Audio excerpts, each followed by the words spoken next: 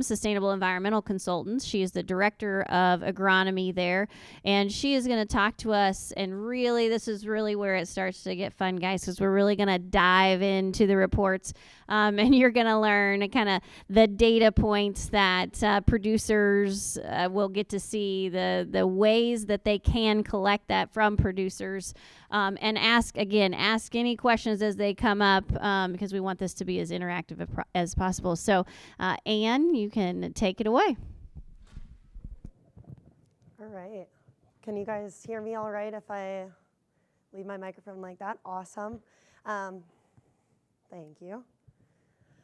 All right. I have multiple things in my hands, but that will work just fine.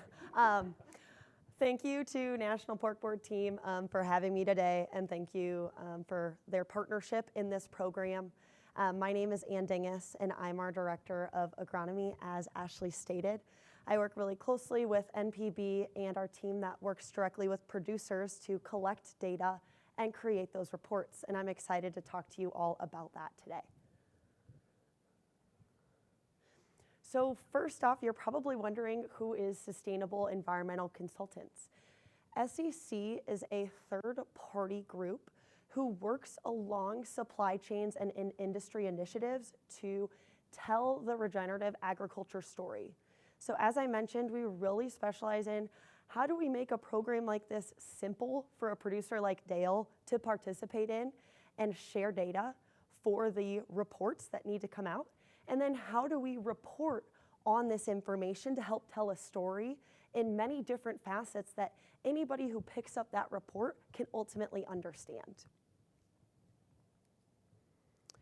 As Ashley, Chris, and Dale did a great job of setting up, why are we doing this project? First and foremost, it's to put data behind the We Care ethical principles that the pork industry has been operating under for many years already.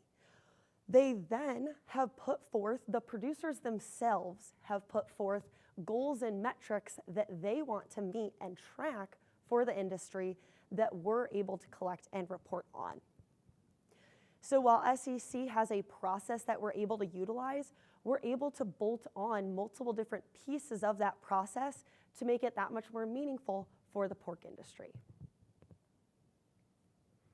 As we've talked about today, this project focuses on many different facets of swine production, from in-barn to where the manure is being applied to that feed production. I always say that we are huge proponents of manure. Manure provides many benefits that we've already touched on today, like adding organic matter to the soil, which ultimately is a carbon source, adding nutrients so we don't have to purchase synthetic fertilizer or can reduce our purchase of synthetic fertilizer, and adding microbial and biological activity to the soil that was brought up in one of our questions earlier. So what does this process look like for a producer? We start with that data collection. Dale mentioned working directly with my teammate, Austin.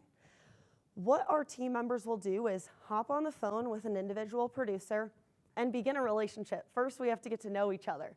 Who is SEC and who are you as a producer? Who are your clients as producers? Understanding their unique operation, who is involved, where you're at across the country, because we are making this meaningful for those different types of systems.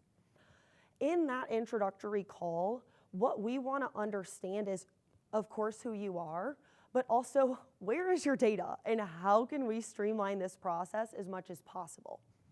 The great part is like Dale mentioned, a lot of it's there. It's just a matter of pulling together those few different sources of records to share that information. After we start with that introductory call, we then do a few emails back and forth, some follow-up questions, and then we have a process behind the scenes that we're able to store that data so a producer doesn't have to go in and log in a system and upload it all themselves or fill out a spreadsheet. And then we begin to do the individual farm reports where Dale is able to hop on the phone with us, we talk through that, and then our team is able to deliver the aggregate information to the state boards as well as the national boards. I wanted to dive a little bit deeper into that data collection process so you could see more of what that really looks like. So as I mentioned, we start with that introductory call. That's going to be vital to get to know each other. Then we work on determining where that data is at. So as Dale mentioned, there's precision ag software that we can utilize. There's various different systems on the swine side that we can download spreadsheets and share data. And then there's going to be producers that are in a whole spectrum of where this data is at and what is at their fingertips. So just because something is not necessarily already in a record doesn't mean you can't participate. We're just going to make that more of an interview process to understand. And as Dale mentioned, if there's something where somebody puts their hands up and says, you know what, I'm not sharing it, I don't want to share it, I don't have the record to share it, we'll take a step back, and that's not going to be a make or break for participating in the program. We collect that data in multiple ways. So email is a fantastic tool that we can utilize. Obviously, phone calls, we're going to be texting occasionally, but also we can do in-person visits, and we're able to be on farm to flip through those nutrient management plans or log into a system and figure out how exactly to download spreadsheets from that then we can utilize, so it's not all on the producer to figure out. We follow up with questions, ensuring that we have really high data quality. We go through a verification process to ensure that we have everything that we need, that it's within the ranges that we would expect. And then we complete those reports and hop on the phone with each producer to talk through those. We don't just want to email it out and say, all right, have fun reading it, thanks, talk to you next year. We really want everybody to have the individual chance to ask those questions one-on-one to understand what impact their practices are having. I wanted to dive into specifically what that data collection list looks like. This isn't exhaustive, but it does go through some of those main key points. And as we've discussed today, when Ashley was mentioning the continuous bolting on of different pieces, that evaluation is continuous. Dale's been able to participate for a few years now, and we're continuing to deliver more information that can be valuable for each operation. On the site level, one of the biggest pieces that we want to gather is a nutrient management plan. That is something that is required by almost all states. It does look different in each and every state, but it's something that a producer is already having to do, and they likely have a consultant that supports them on that already has a PDF version that can ship it straight to us. So that helps streamline this process. From nutrient management plans, we're able to gather updated soil tests. We talked about those earlier. We're able to gather manure applications and manure analyses from those so we can understand that nutrient cycle. As Ashley mentioned, we're meeting the needs of not just environmental data, but also community and public relations data that we're able to talk about for each of the producers. So we're gathering information like, what sorts of training programs do you offer? What sorts of awards have you received from your individual community? What sorts of donations are you putting out into the community because you have an operation there?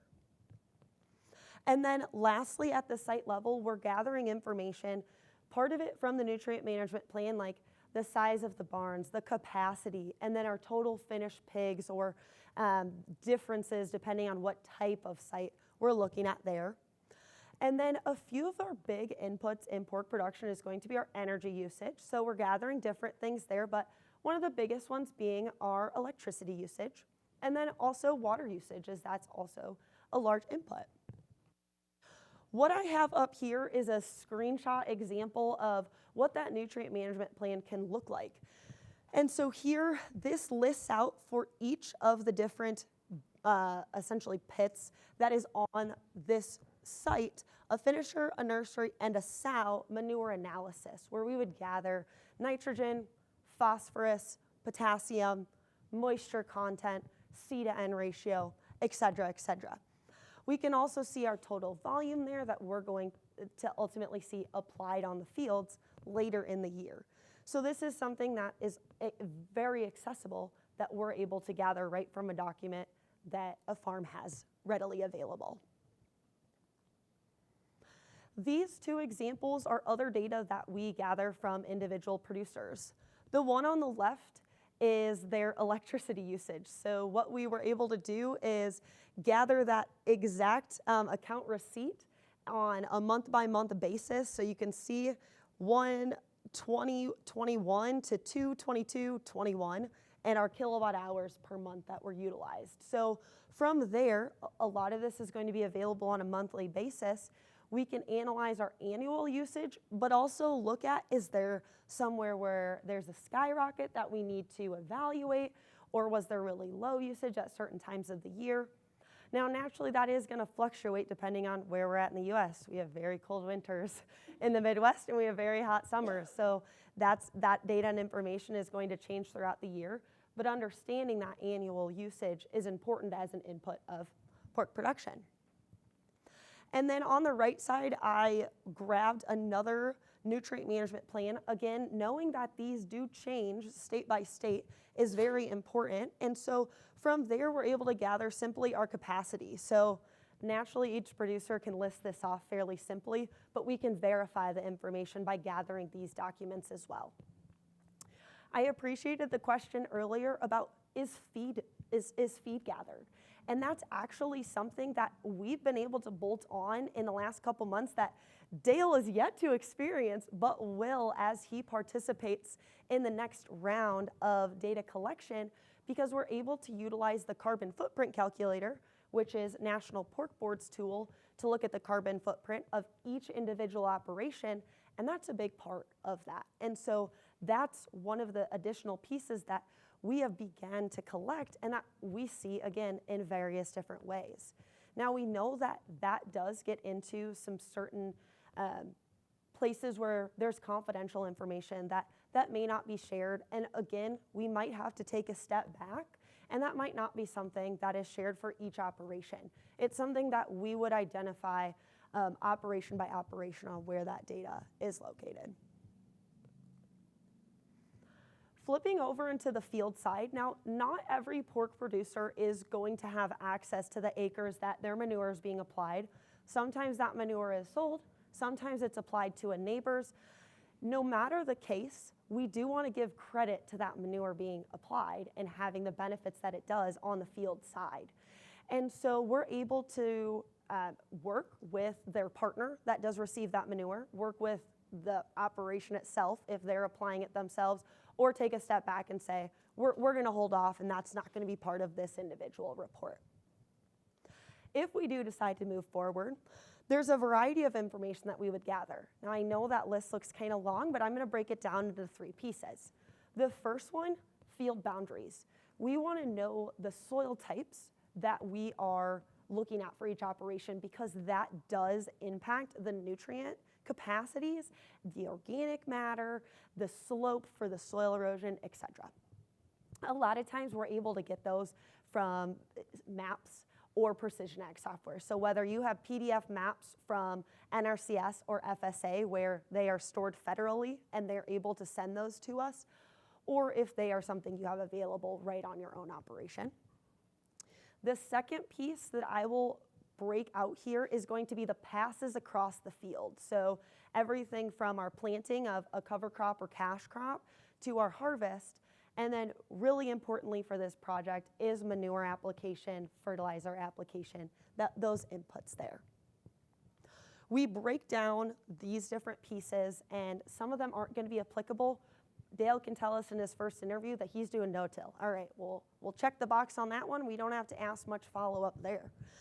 Irrigation, also not applicable everywhere that we look, but it is in a lot of areas that do have pork production.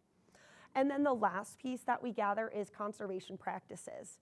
Now, Dale, I actually want to talk to you about your report because there's some tools that we can utilize on our end where we don't have to have each producer list out their conservation practices in every case, but we can utilize aerial imagery from those maps to capture that data while reducing our data collection ask of each individual producer. So my data example that I put up on this slide is going to be My John Deere. We see that case a lot, and it's a very simple partner access where each producer can decide, what do you want the SEC team to see? Do you want us to be able to see your passes across the field and not your economic information? Probably, but it doesn't really matter to us as long as we are getting the information that we are looking for.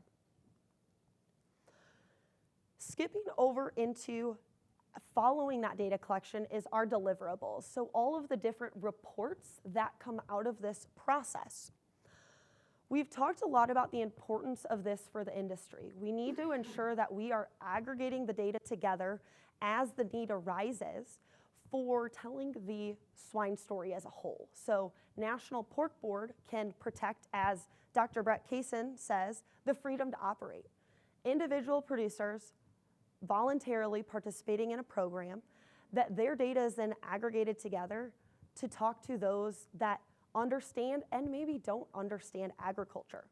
So we can advocate for agriculture on where we're at with the variety, as Dale mentioned, variety of practices that are already out there. And we can also take it to our customers, whether that's the individual person at the grocery store picking out their cut of meat that they're going to purchase, or restaurants, or the Costco's, Walmart's, and Kroger's of the world. Switching from the aggregate reports to the individual farm reports, which, as Ashley mentioned, is just as vital, there's a few different deliverables that come out of this. The 2-page report, which had those few key takeaways on one of our earlier slides of conservation practices, tillage, cover crops, manure usage on both an environmental and an economic basis. We also have a site report. Now, on each site report, we go through the different inputs that are utilized, as mentioned, water, electricity, energy usage, output of pigs, and we're able to collect data on that piece and report out there. Lastly, we've touched on sustainable continuous improvement plans, and I'm going to go more into detail at the end of the presentation on those, so I don't want to spoil that. But we have a few different reports that we're able to help producers understand both where they're at and where they can be going. We want to give credit and show all the good things that have already been implemented, but we also want to show that producers are always evaluating the next step opportunity to be more efficient, and that translates to sustainability. So what I have pictured up here is what I would call our graphic skip. The blue bar, I know it's very small, is the producer where they're at right now. And those green bars detail out different scenarios that they can implement and what the impact would be. Now, the 3 graphs up there are based on soil erosion, greenhouse gas emissions, and carbon sequestration with various different practice implementation. And then we also have a narrative skip that lays out progress points, going back to giving credit to where we're already at, and also short and long-term goals that we can then have a discussion with each producer about on what is a priority item for them to tackle next. Where is their head at? What are they evaluating right now, and how can we help support that? We know that that does come with a price tag, so we're not saying that you need to go down this checklist and tick it off in the next year. Dale had to go back and evaluate, what did solar panels look like on his farm? What are the regulations in Minnesota? How is that going to impact an ROI as I implement those? He also was able to look at what water meters are going to do for his farm and what the use case is. As I mentioned, not everybody's going to have everything at their fingertips right now, but they can evaluate what that next step can be, and that's really vital as we move forward as an industry. And so that's what that skip is meant to do, is lay out, again, those short and long-term goals on what those next steps can be. I'll pause there, and I will go much deeper into the skip in a few minutes, but is there any questions now? I don't have the microphone. Thank you. That was great and really impressive what you're doing. I was just curious to maybe hear your thoughts on emissions and impacts of different manure management practices and the degree to which that's integrated currently into the reports, and maybe your plans for the future on that? Great question. So manure application as a whole has a positive impact on our soils when we're applying at the right rates, the right times, and in the right areas and to the right crops, naturally. The data that we have to gather to ensure that we're telling the full story on that is our manure rate, our method of application, our manure analysis, if that's available. And I would say those are some of the biggest pieces that we look at. Now, as we look at our method itself has, how we're applying that, has an impact on our manure nutrient availability and our manure nutrient losses. So we do look at that, and then there's a variety of different options. There's broadcast, which in many states isn't allowed, but that is going on in certain areas. And then there's broadcast and incorporation, where there's a tillage path to incorporate that manure. And then there's different types of injection systems. Those I would see as the main ones. In certain areas, as I mentioned, irrigation is prevalent, and you can actually apply a very liquid water moisture, high moisture content manure via a pivot system. So there is a variety of different manure applications, and the more that we can move to the incorporation and the injection, the less nutrients that we will be losing, long story short. And so that's something that if we are in one of those more conventional manure application methods, we then talk with the producer as to why that's happening. Because I guarantee there's a reason. They're not just doing it to do it that way. What's the reason behind that? And then what resources can we bring forward to help look at that next step for them? Who is out there to support that transition? Yeah, actually, thank you, that was great. I was sort of thinking about like whether it's a producer's using digesters or deep pits, if you're capturing that in the report, and since they might be different from an emissions perspective. Sure thing. So I touched on manure application methods and the importance of that. There's also the manure storage component. Now, the manure storage would fall into our bucket of beginning to track and understand that further and further for the carbon footprint calculator, because different manure storage will have different emissions, and that's going to be dependent on, there's a few different pieces. One of them is how long the manure is sitting there, one of them, and how fast it's getting applied. And then as Carter mentioned, there's also the opportunity that's come up more and more on how we can reduce the emissions losses utilizing digesters. And we have seen that come up in certain cases. It is expensive. However, there are dollars on the table out there to implement that.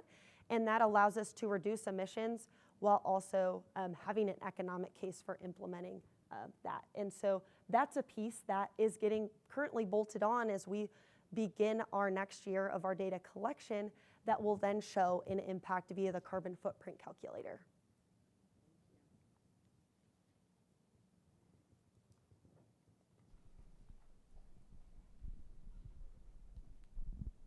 Yeah, since I brought it up before, can you say a little more about the bolt-on for the feed that you mentioned to Dale earlier?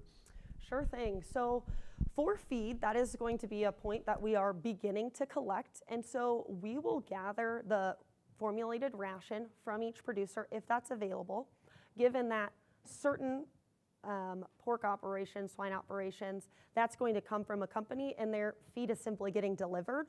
That may not be an access point that we have. However, that's something that we would then work with National Pork Board on. How do we tackle that to still best understand the carbon footprint on that, knowing that feed is a large portion of that? And if that is available, then we're able to bolt on very specifically what the impact that ration is having on their carbon footprint. SEC is not swine nutritionists though, so we will not be the partner that will work on reformulating diets just for the use case of sustainability. However, we're able to show the impact of those rations and say there is an interest in showing different feed rations and what that emissions could look like by changing that. We would be able to help support on that.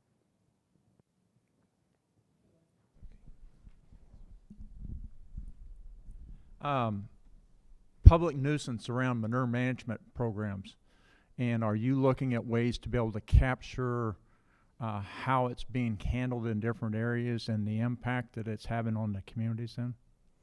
Great question. So there's pressure in certain areas because manure has an odor. That's one piece of it. And also we need to ensure that we are protecting water quality. That is absolutely vital. There are regulations in a lot of states that we do not get into. We also do not audit. So we are not in the case of looking at a manure management plan and seeing something incorrect and reporting that.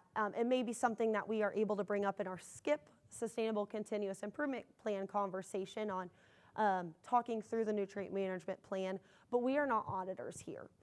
What we're aiming to do is, as Dale mentioned, we didn't go to him and say, Dale, you don't have water meters. You know, you're not a very good pork producer. Our goal isn't to guilt people into doing the right thing. Our goal is to understand where we're at and make that a very positive conversation on the next steps. So if something isn't being applied maybe to the highest standard, we're not going to say, oh, yeah, you don't get to participate because you're not doing a good job, or you know, you're doing a bad job. We can't aggregate you in. That's not the point. Our point isn't here to guilt people. Our point is here to collect the data and open up the conversation as someone who isn't part of the government, knows that this data isn't going anywhere else. We're not turning anybody in, but the conversation line is opened up so that that next step can happen.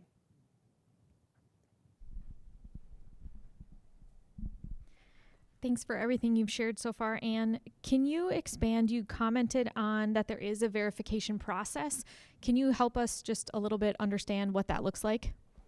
Sure thing. So data quality, as everybody knows, is of the utmost importance. And so and especially when we're gathering records in different places, we have to ensure that we're being consistent and we have complete data, and that we're understanding the impact of different geographic regions on this data. So first and foremost, we're going to understand where we're at in the US. We're going to understand our site type. We're going to work to understand what the different restrictions are in that area. And then we're collecting a lot of different records. I mentioned that there's an interview style and there's record collecting. A lot of times those records are going to speak for themselves to ensure that we have the pieces that we need to ensure that the data is accurate. We also have pieces in place in our system to be able to ensure that things are within range, within what we would expect for those regions, and we can go back and ask producers the reasoning behind if things are low or high or outside of that typical range. And we also rely on USDA land grant university data to ensure that things are what they seem. So there's a few different verifications, whether it's via the exact records or via research, that we can rely on to ensure that the data we're collecting is accurate. I have a question about, can you talk about the return on investment that a producer would say, this will give me more dollars per pound down the line? Say, maybe not this year, but we're talking 3 to 5 years from now? Sure thing. Can I table that question to my next topic in 30 minutes? Because we're going to hit on that. But great question.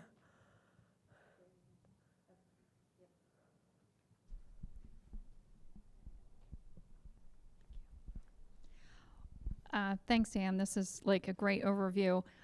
What is the time commitment? And maybe this is a good question for Dale as well, but kind of what's the time commitment that a producer makes in doing this? Is it kind of the more you put in, the more you get out? Or is it really it's an upfront ask, but once it's in place, it's kind of a self-running machine until you get that end of the year report or things like that?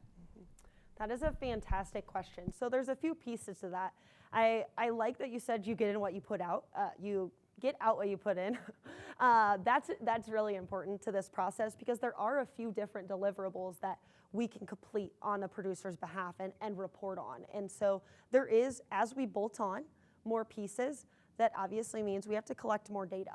But as Dale mentioned, when we're able to get at understanding his operation for the first year, and we can utilize a phased approach to then add other pieces as we go, that streamlines it year on year. So what I will say is we start with that initial 15 to 30 minute phone call webinar. The producer goes back and gathers that data and information. We typically say that takes about an hour. If you're uber organized, it takes like 15 minutes. I've heard. I don't trust me, trust the producers. But typically, if you have data readily available and can ship that over, it's fairly instantaneous of sharing permissions on different levels and gathering a few records that you can text pictures to us or email over. If there's some more organization that needs to happen, we typically estimate an hour, a little over an hour, to gather these records. So that's the approximate time commitment that I would say. And then as we renew for the next year and can show the improvement piece, we have an understanding of each other where we can get at that data in a much simpler, streamlined way. So as anything, there's going to be a little bit of getting over that first year's hump so that we can all be on the same page between SEC and each producer, and then it's fairly streamlined from there. Just to clarify, so it's kind of one big dump of annual information. It's not a continuous upload. Great question. So I apologize, I missed hitting on this one the first time.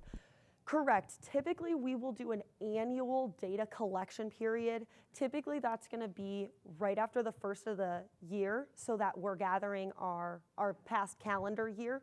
If there is a system that we're utilizing, especially on the field side, as things are happening throughout the growing season, we can actually gather that data as it happens, but a lot of it is going to be an annual. So you'll hear from us just a few times a year. If you want to engage with us more, you're welcome to. Our team loves talking with producers, and we have some that call us every week, and we have some that talk to us a couple times a year, and that's all that's needed for the process. Yeah. Could you give me a little background on the SEC? You're a private company that's contracted by the National Pork Board, and how big is your team, and where you're located, and Great question. how do you get paid? Great question. So Sustainable Environmental Consultants and our Eco Practices team is based in West Des Moines, Iowa. That's where I drove up from this morning. We do have team members across the country. Our team is about 30 members strong, and with that, we are connected to the Right Service Corps family of companies. And so with that, if you've ever heard of Right Tree Service, they run around in these big white and green trucks. It's actually one of our sister companies. And so what they allow us to do is that 30 members is all incredibly ag focused. And they're the ones, it's us that's the boots on the ground. What Right Service Corps offers us is to be an employee-owned company, and also our HR, accounting, the shared services staff that we need to function as a company. And so that's where our headquarters are with that group, and we are a privately held company, so we do not share data with the government. We get that question a lot from producers, and I'm glad that Dale was able to speak to the confidential nature of how important that is to us and to each of the producers. And then we are a consultant of National Pork Board, so that there is no question as to is this FOIA-able, as I like to say. Can people get access to this data due to it being a National Pork Board project? The answer is no. That data stays with us unless it's in aggregate. And then the program itself, maybe Ashley wants to touch on this, but this program is available to any producer that is paying checkoff dollars in the country. And so the services are paid for by producers, but not an additional out-of-pocket expense. So Eco Practices is more or less our team and our platform. Yes, the question is, what does powered by Eco Practices mean? Common question. So Sustainable Environmental Consultants is our company. Under that division, we have an engineering staff and then ag staff. And so Eco Practices is our ag staff that works with producers, does the reporting, and then it's also essentially our platform, where our data is stored, how our verification happens, how our reporting happens.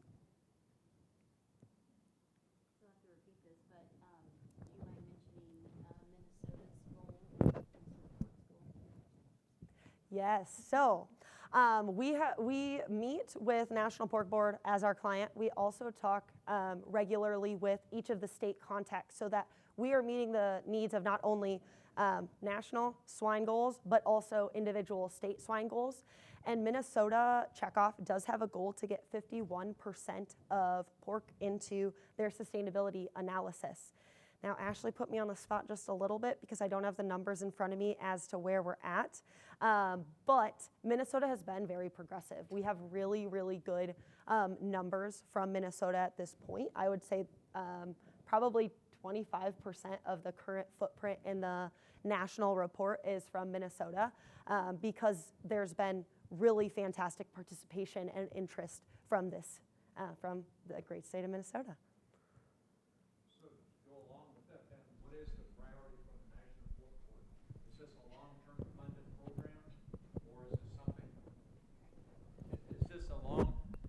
Is this a long-term funded program, or is this something on a 5 or 10 year trial basis?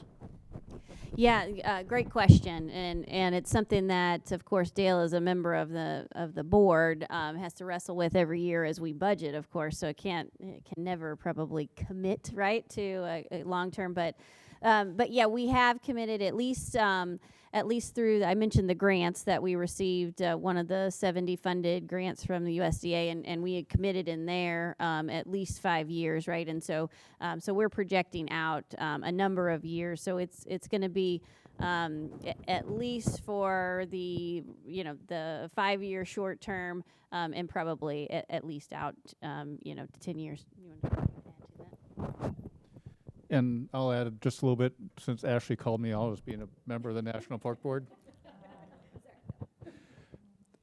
Every year, as we do our budgeting, we are looking at what are the priorities of the industry. And as long as the sustainability part is one of the top priorities of the industry, dollars will flow into this type of a project. And hopefully that helps. I should have restated the question. The question had been, is this a relative short-term, a long-term priority for the National Pork Board? Any other questions? Thank you for your guys' really fantastic discussion at the end here. That's what makes these, so appreciate all the questions. I will be back up here, so you'll have some time to think about any additional questions that you have. But now I will pass to